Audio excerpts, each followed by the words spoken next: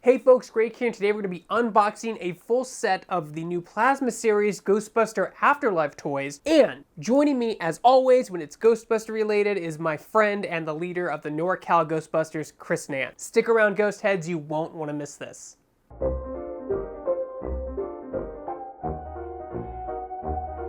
Hey guys, Greg here, and with me, as always in any Ghostbuster unboxing that I do, is the leader and my friend of the NorCal Ghostbusters, Chris Nance. Hey Greg! Hey Chris, welcome back again. I'm back. I'm more excited than ever. The movie is like, what, less than 2 weeks, not less than a week away. Give or take. 8 days. 8 days. 8 days away. Well, 8 days from our screening. A few people are seeing it already, a few people are seeing it the day before us, a few people are seeing it the day after us. Unlike all of those really cool guys in the New York City Ghostbusters and YHS, we didn't get invited to the New York screening. And I'm not bitter about it. We're just small. Yeah. Just much smaller than that. But today we're here to look at Hasbro's new line of Plasma Series figures based on Afterlife. Now these are new, because they already released the old 84 versions with Dana, Louis Tully, and the 4 original Ghostbusters, right, in the Plasma line. Now this is all the Afterlife characters, including the 3 original Ghostbusters, and supposedly their Afterlife outfits. Which, considering the final trailer that just dropped the other day, that looks like it's pretty accurate. Yes, it does, it does. And what do you think about the boxing? I like the sides of it, because the original one had 4 original Ghostbusters, and this one has Lucky Podcast, Phoebe, and I can't remember Finn Wolfhead's character's name. Trevor. I think that Art Deco style art on the side is a little off-putting because nobody has eyes, but yeah, no, I actually, that's something I was just kind of sitting here checking out the packaging and all of the art and stuff on it. Like, I like that they have the schemata on the side there. I like that they have like the sort of the ripstop fabric sort of style, which is what the original flight suits are made out of. Ours are not fancy ripstop because that is like $250 for a flight suit. I do like the caution stripes. I have a thing for caution stripes, as I showed you in some of my stuff. I just think it's cool. Well, there's the old joke amongst ghost heads that have been around for a while is the caution striping is like the herpes of Ghostbusters cosplay. How much is too much caution striping, right? That's the real issue. So on the back of these boxes, they actually have little like synopses for each character or bios for each character. So who do you want to start with? You want to start with Ray, Winston? Oh, you know I got to start with Uncle Dan. Wait, read the back first. The back might have some like more information about the film. It spoils everything. Chris is like, no! Damn you! Ray Stantz says, don't go chasing ghosts. But if you do, call him. That's it. The rest of it is the same thing in different languages. But if you do call him, does that mean you should call him? Restons d'éviter de poisson. Oh. Les Ghostbusters! Fantomas SOS, actually, thank you. Okay, so it's just one little line and then a bunch of just one little blurb, in French, in Spanish, and Portuguese? Maybe? Maybe. All right. Who knows? Well, let's open it and find out what they've added and changed. What little goodies we have with Ray, which we can already kind of see from the box. So, oh, hold on, we've got instructions. Oh, right off the bat, you get part of their Build-A-Figure. Warning: choking hazard. Okay. Okay. Right off the bat, you have part of the tear dog person transition. I have no idea what this is. Who knows? That's another one of those questions that we're gonna find out in 8 days.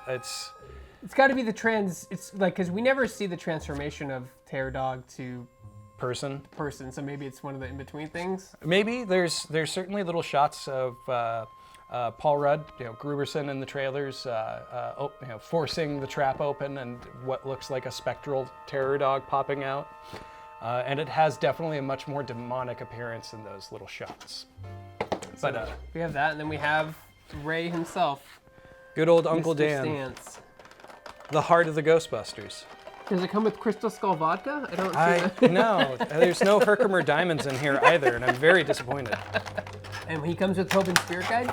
He comes with Tobin's Spirit Guide. It's actually pretty impressive little casting, too. It looks really good. There's a lot of detail on that.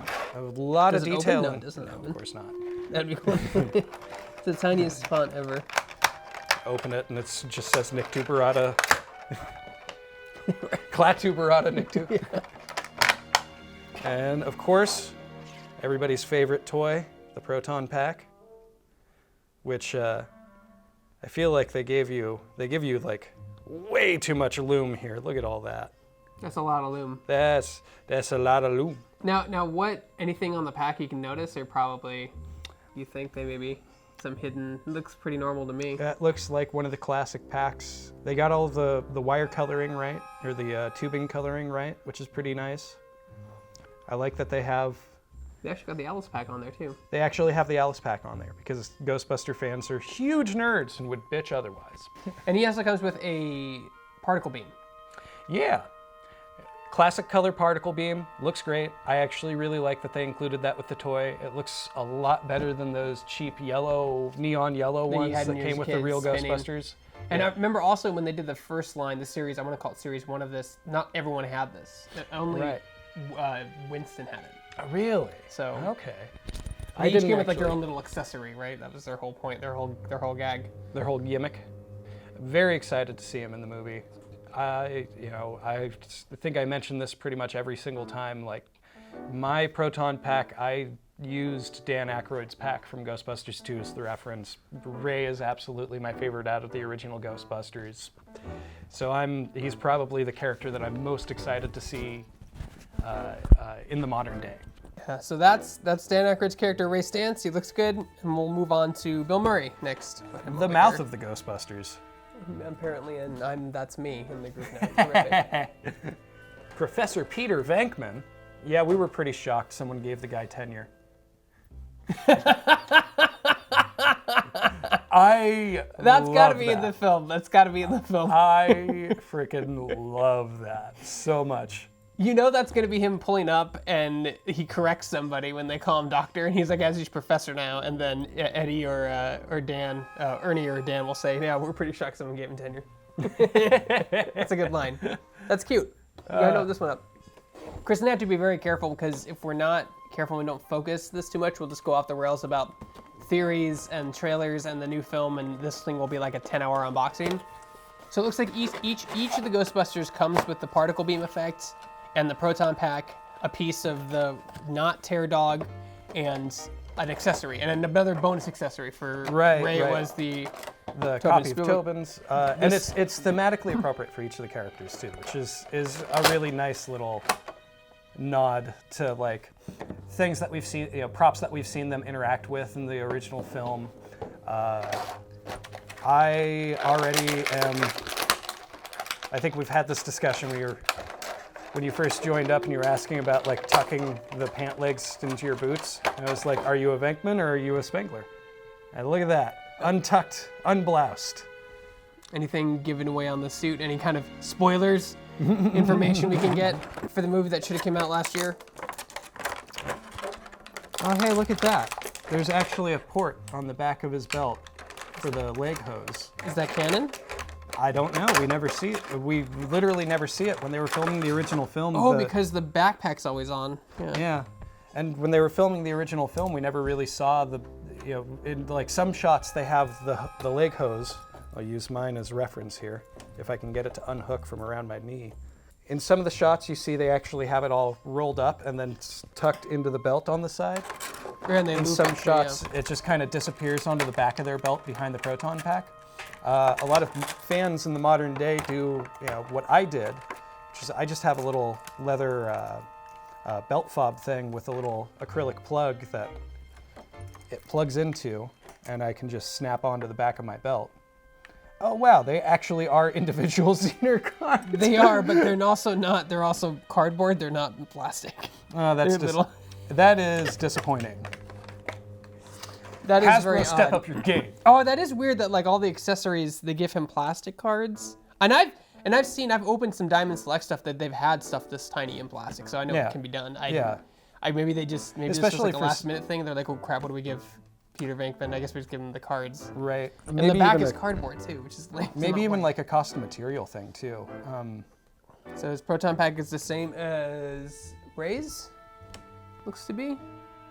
Other than the cyclotron being a different different position on the cyclotron. Position, but same cast. It looks like.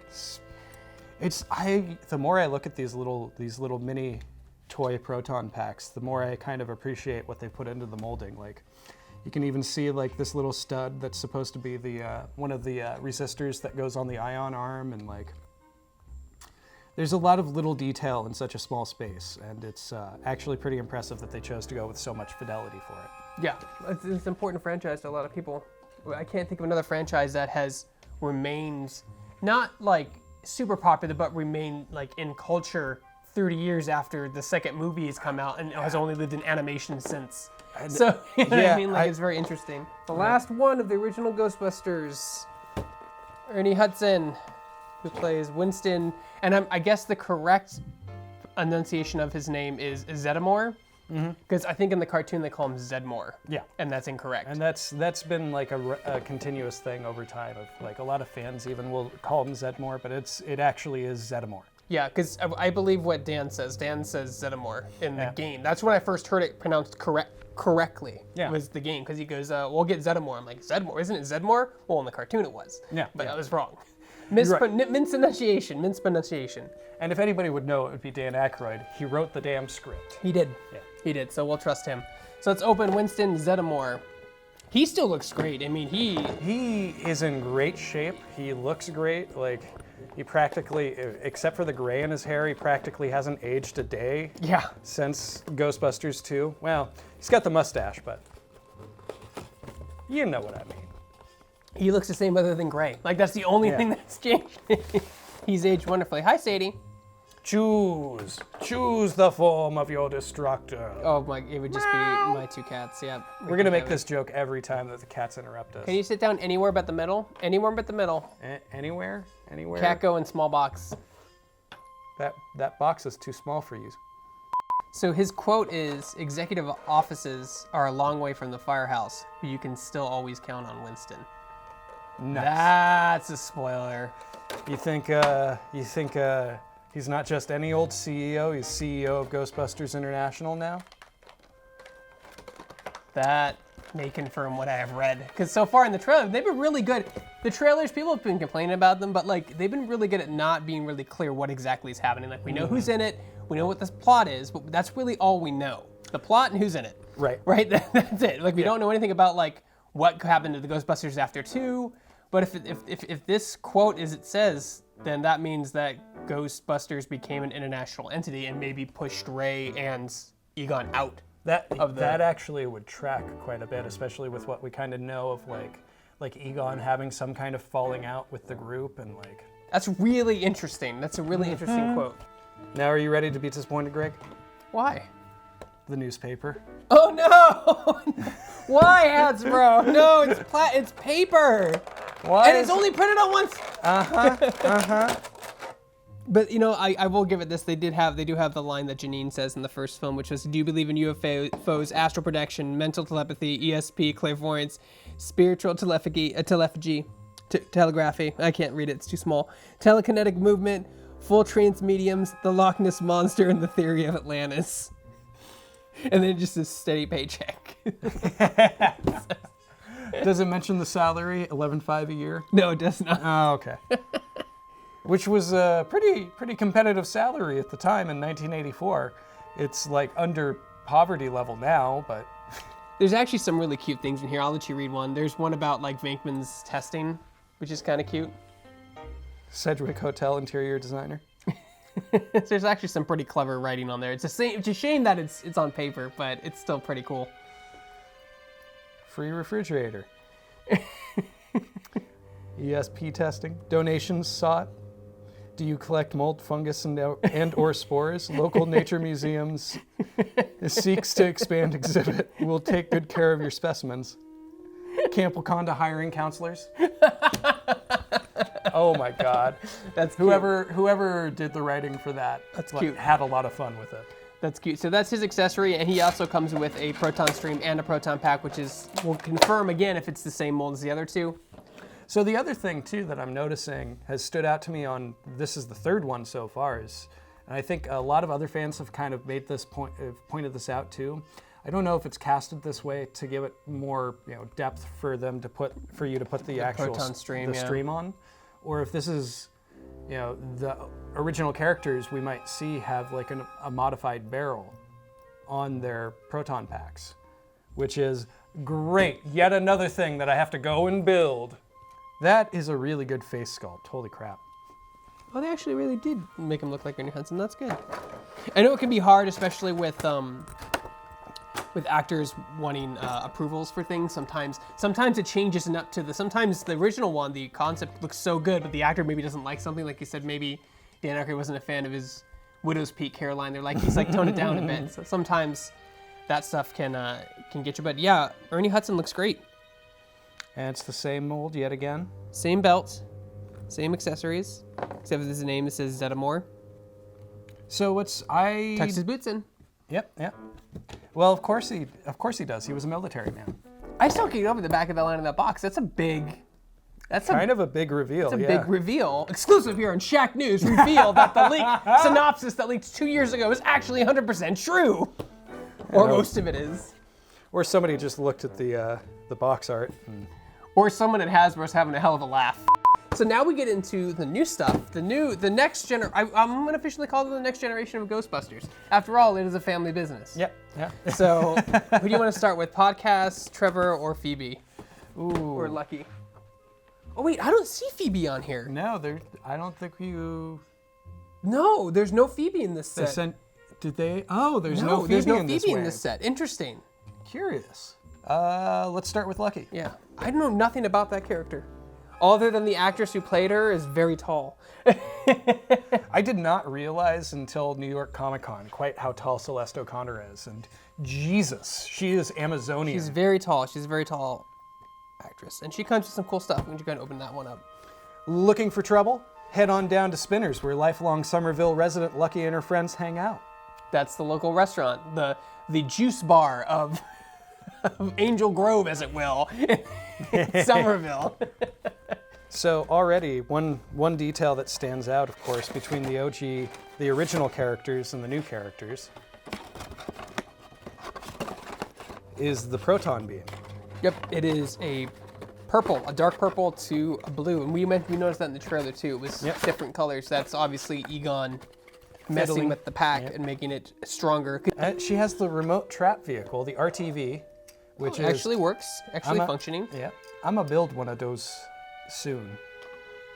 So one of the first things I'm immediately noticing too here is the OG characters all have the leg hose on them, and Lucky does not have the leg hose, but she does have the port on her flight suit. She doesn't have the leg hose. She doesn't have the belt. She doesn't have any of the She has equipment. a belt, but it's not the full equipment belt. She doesn't have a name tag.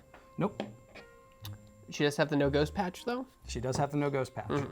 She kind of makes me wonder if it is like one of Spangler's extra, flight suits that was sitting around. She just pulled the name tag off. Oh, we've seen that too in the trailer. She finds some kind of closet and pulls it, and you see her name. Supposedly her name. I have a theory that she's actually Louis Tully's daughter, but granddaughter. But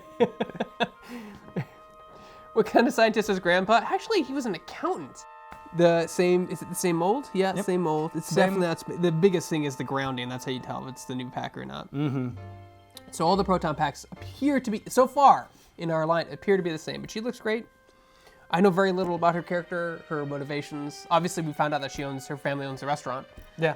So well, is it that her family owns the restaurant? Where's that? On the back of the thing. So it just says that they hang out there. Oh, so now we literally know nothing about her. We literally know nothing about her except that she goes by Lucky, which we don't even know if that's her real name or if that's a nickname. Oh, she's been in a recent clip that IGN showed. They confirmed that she'd been in Somerville for her whole life, so she's not Winston's granddaughter or anything like that. Yeah. Kind of fortunately to some extent, but also a little unfortunately because it feels like there should be more nods to Winston's legacy within the Ghostbusters franchise, right? It's nice to see some diversity, though. Oh, definitely. Sure, he calls himself Podcast. Sure, he has a podcast, but don't box him in. He also likes gadgets and battling with mini puffs. One of my all-time favorite props, the goggles. Oh, nice. They do give them the Mach, what we call them Mach 2 ecto goggles. Does that sound appropriate to you? Sure.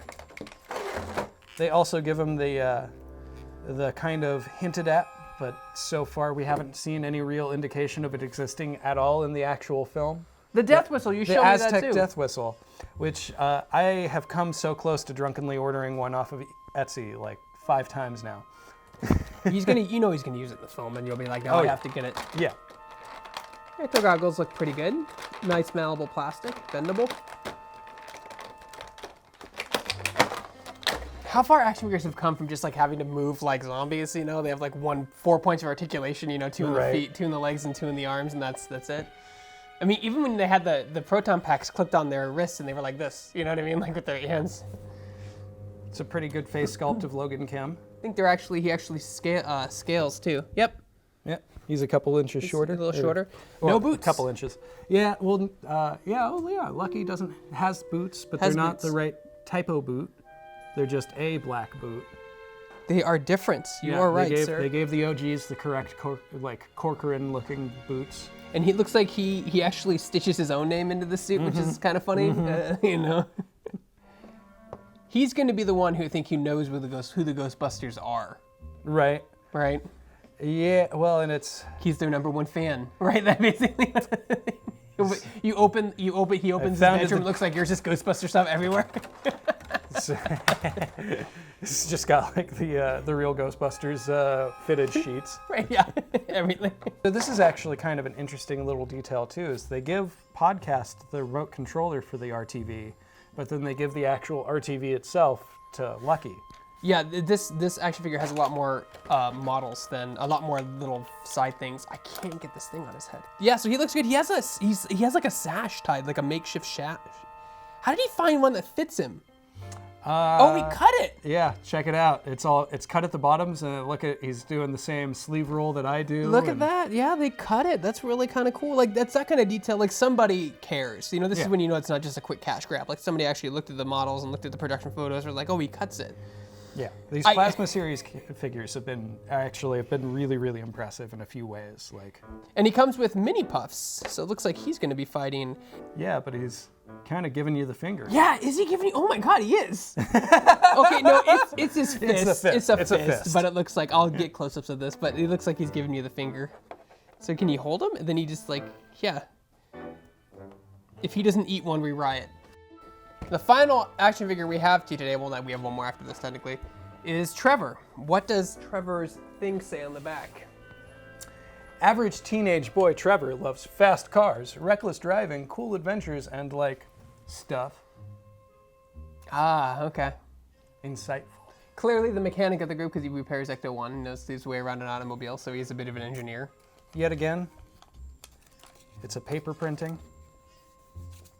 Oh, real? Well, you know, it looks a little bit better though. Like it looks like that actual actually works cardboard. Because the actual real prop, I'm sure if they have a map of Somerville that they're referencing, a geological map that they're referencing in the film, it probably is, printed on paper.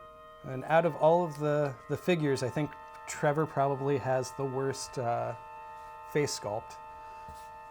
He is a little bit. He does look a little bit awkward. He looks a little off. But see yourself at that age as an action figure is kind of cool.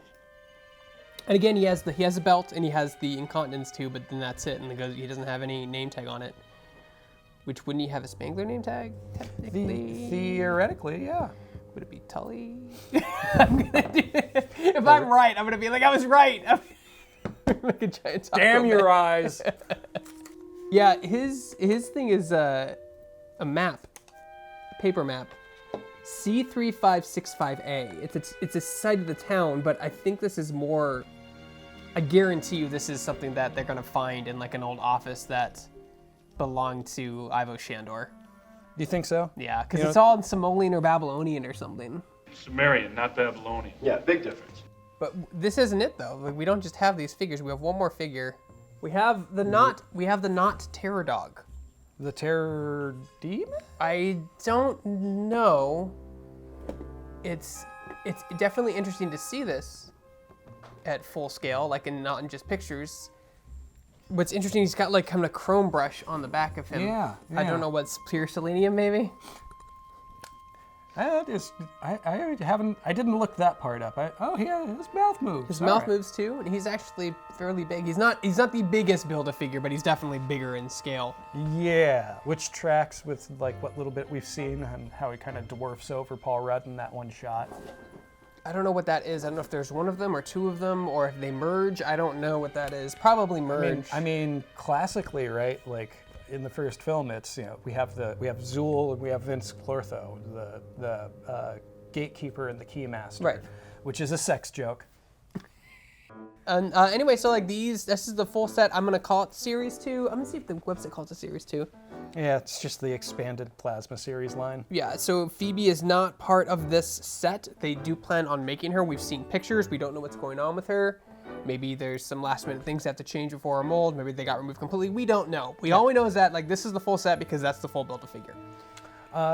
With that in mind, it almost makes me wonder if there's maybe something in her accessories that kind of gives away some kind of important plot detail that we're going to find out. Just give her the PKE? Like that would be a no-brainer to me, right? Right, That's the like PKE, that's the Egon's PKE thing. and the Spengler pack. Yeah. Right? But who knows? I don't.